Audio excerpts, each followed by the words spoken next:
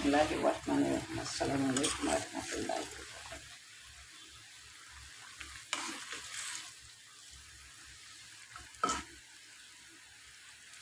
আস্ত টমেটো দেওয়ার এটা হলো ফ্রিজে থাকে, তাই এটা গলতে চায় না সহজে। এই জন্য এটাকে একবারেই দিয়ে পরে এটাকে কেটে কেটে দিয়ে দেওয়া হয়, গলে গেলে।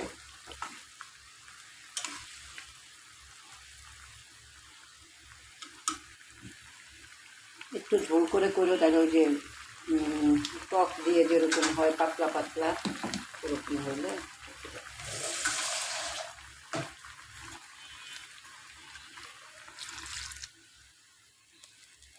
কড়াইয়ের যা অবস্থা,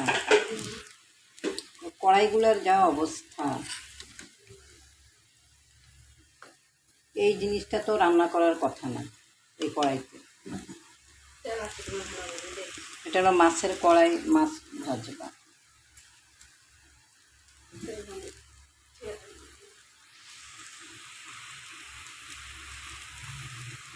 এটা হলো মাগুর মাছ টমেটো দিয়ে ঝোল ঝোল পেঁয়াজ